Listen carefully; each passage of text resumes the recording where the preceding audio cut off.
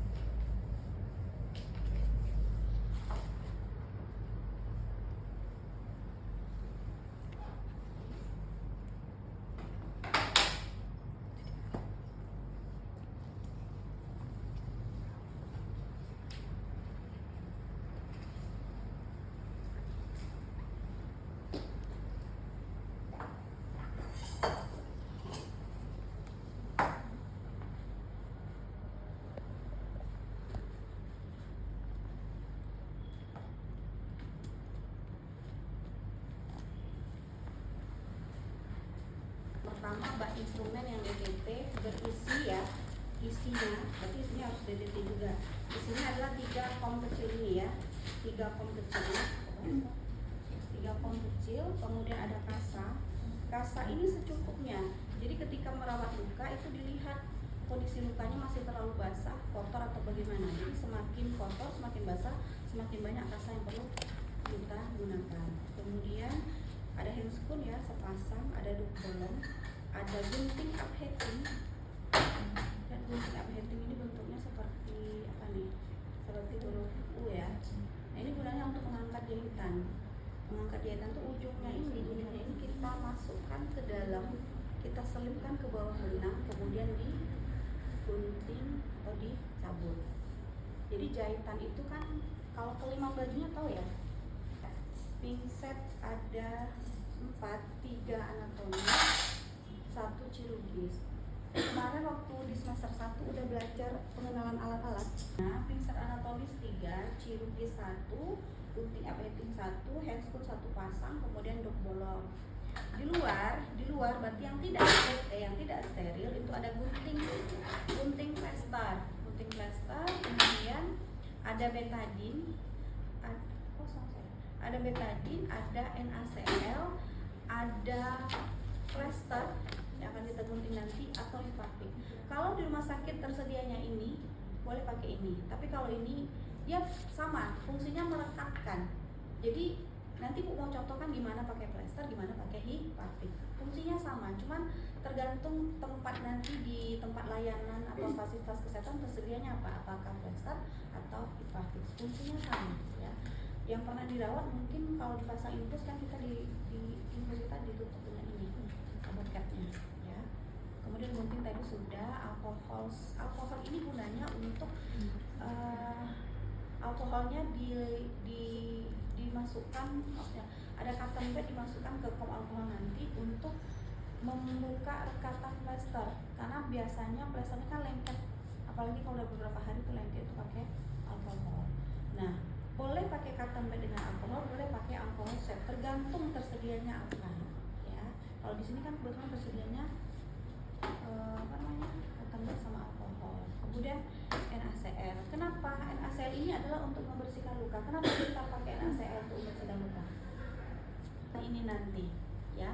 Perhatikan stepnya, boleh dicatat ya, dicatat langkahnya apa. Jadi nanti ketika praktek mandiri sudah bisa melaksanakannya sendiri. Biasa, nanti pada saat ujian lakukan seperti yang Bu lakukan ya. Tetap memberikan salam. Kita bekerja itu di sebelah kanan pasien. Tetap berikan salam kepada pasien. Selamat pagi Ibu, dengan saya Bidan Okta. Hari ini saya akan mengganti perban atau balutan luka ibu. Apakah ibu bersedia? Terus jelaskan tujuannya. Adapun tujuan mengganti perban ini Bu, supaya lukanya tetap bersih, mempercepat kesembuhan dan melindungi luka dari benda lain, gitu ya. Kemudian boleh dilihat lukanya. Melihat luka ini kita memastikan apakah ini masih basah, memastikan panjang plester yang akan kita pakai, ya kan? Kemudian memastikan jumlah kasa yang akan kita gunakan. Itu dilihat dulu ya. Progres kesembuhan lukanya, kalau sudah kering berarti kalau sudah kering atau perlu diangkat jahitannya kita angkat ya. Oke, baru kita cuci tangan. Kemudian pakai ini apron ya, pakai apron. Cuci tangan seperti biasa. Habis itu kita pakai apron. Ini apronnya benar nih kan?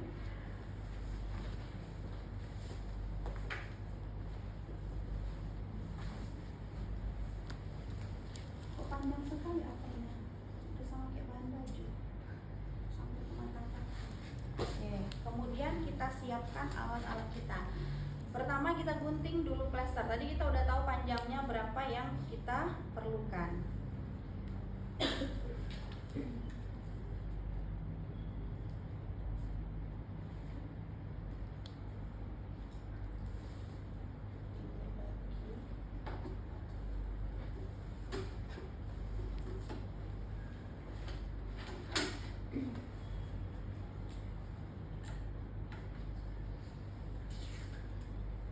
Ya, plester itu di atas, sama di atas, di bawah, lalu di bagian tengah.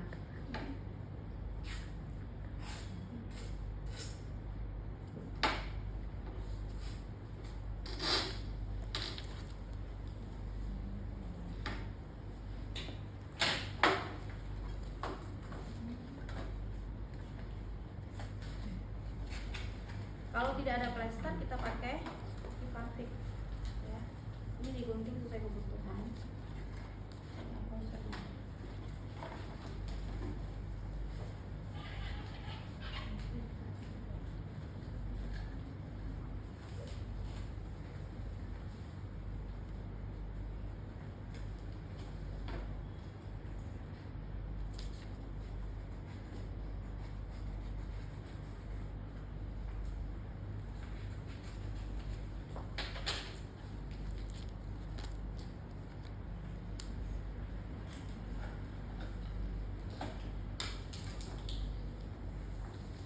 Sudah kita siapkan di pabrik.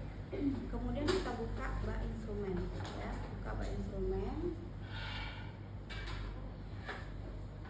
kemudian masukkan cairan HCl nya secukupnya, kemudian betadine,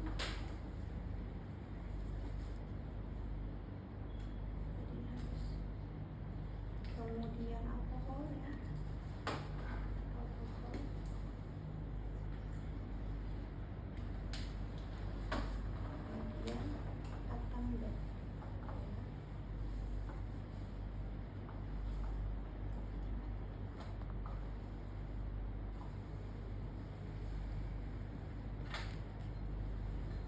setelah kita masukkan cotton bed, apalagi langkah selanjutnya yaitu kalau mau langsung ya boleh kita buka ya. Ini kita buka.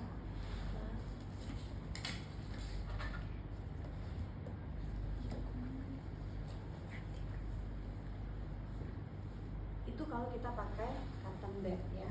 Tetapi kita punya alcohol swab misalnya ya, boleh alcohol swabnya dimasukkan ke dalam bak instrumen. Kalau pakai alcohol swab berarti kita kondisinya kita pakai handscoon gitu ya. Oke. Kemudian kita pakai handscoon.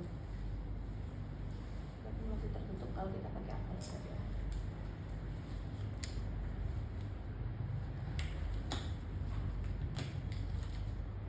Kalau sudah pakai handscoonnya makanya benar ya, dilipat untuk talangnya. Kemudian ininya baru dibuka. Kita buka. Karena kan bagian pribadi kan, itu bagian pribadi kan perut kan. Ada pasien tidak mau lama-lama dibuka ya. Baru kita pakai hand handscoon ya, pakai handscoon satu lagi.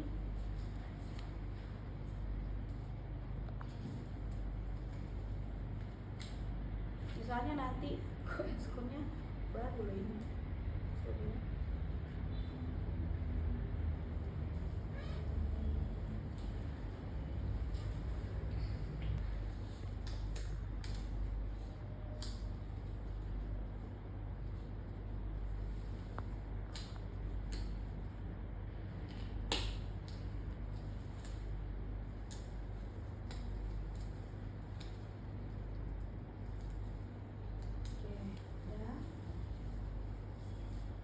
Kemudian tadi kan karena adanya alkohol swab ya, karena adanya alkohol swab boleh kita pakai alkohol swab untuk mengangkat nih yang bisa nafas ya, supaya setelah diangkat kita buka perbasi itu, kemudian kita letakkan dalam kantong sampah. Ininya kalau sudah selesai digunakan berarti kita letakkan di mana? Bengkok. Baru kita pasang duk bolong ya. Pasang duk bolong seperti ini ya. Nah, kenapa duk bolongnya dipasang? Supaya apa? Area privasi. Dalam larutan NaCl kasanya untuk membersihkan luka nanti kita basahkan kasa dengan larutan NaCl ya. Jadi prinsipnya Bu, kalau NaCl-nya dulu dikerjakan nggak apa-apa, yang penting prinsip membersihkan luka adalah DTT dan bersih ya. Ini diperas ya, diperas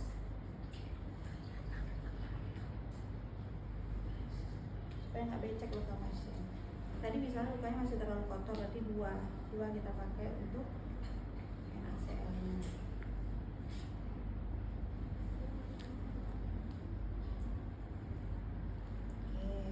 Kemudian kita siapkan yang betadine.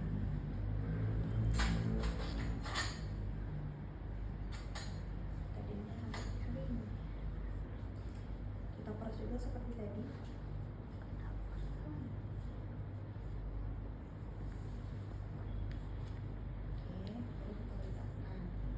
Kemudian kita mulai proses pembersihan luka ya.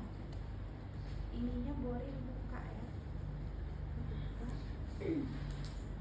Kemudian bersihkannya jangan kayak detail gitu ya. Detail gitu boleh kita bikin lubang, baru kita usap dari bagian terjauh sampai bagian yang terdekat sambil dilihat ada nggak jaringan yang perlu kita angkat atau ada nggak keluar pus atau nanah, itu kita bersihkan ya. Bersihkannya dari dengan kasa, kalau ini untuk jaringan boleh diangkat supaya lukanya bersih kan. Kita guna bersih-bersih kan supaya kelihatan bersih, supaya walaupun luka supaya kelihatan gimana ya, estetik lukanya gitu ya. Oke, kemudian letakkan di sampah, kantong plastik sampah. Kemudian kita ulang lagi untuk bersihkan sekaligus. Nah, ini kalau terjatuh di sini nggak apa-apa ya, karena dia DTT, dukulnya DTT.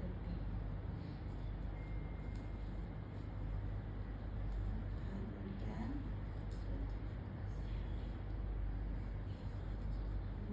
kalau masih ada kita campur sekali lagi. Oke. Lalu kemudian terakhir betadine.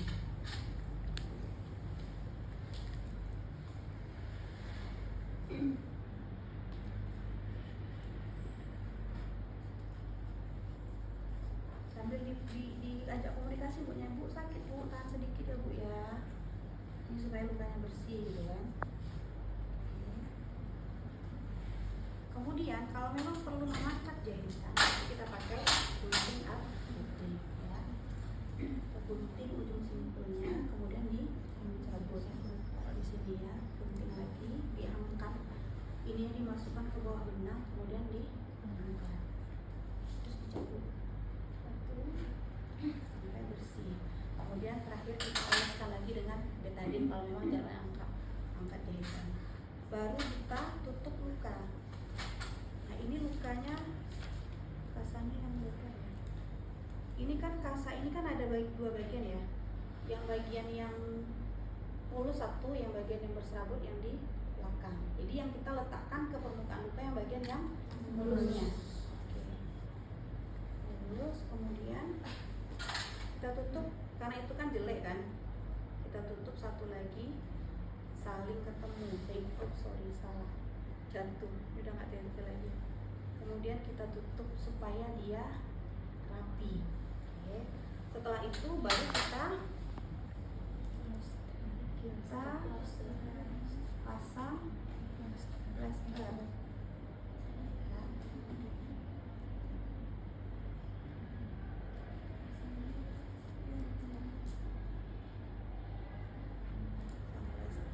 Bagian atas, kemudian di bagian bawah.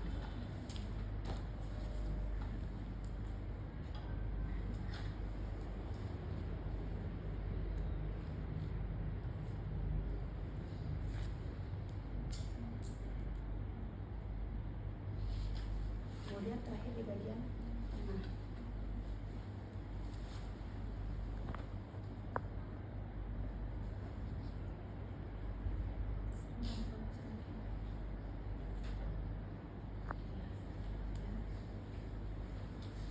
Sudah ya.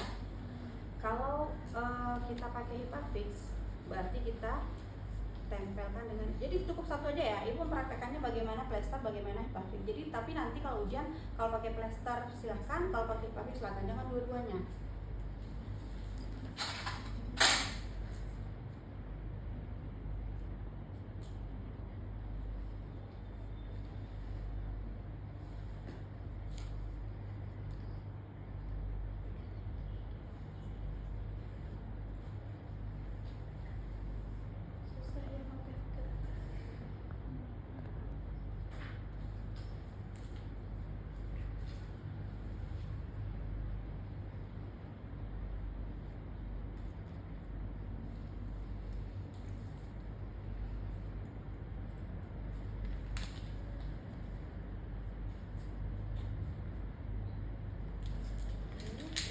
Tong sampah ini karena bukan sampah medis ya, boleh ke tong sampah biasa. Kemudian ini kita akan dibengkok, kita bereskan pasien. Bu, perawatannya sudah selesai, gimana Bu, ada keluhan yang lain? Oh sudah, terima kasih Bu bidan misalnya kan.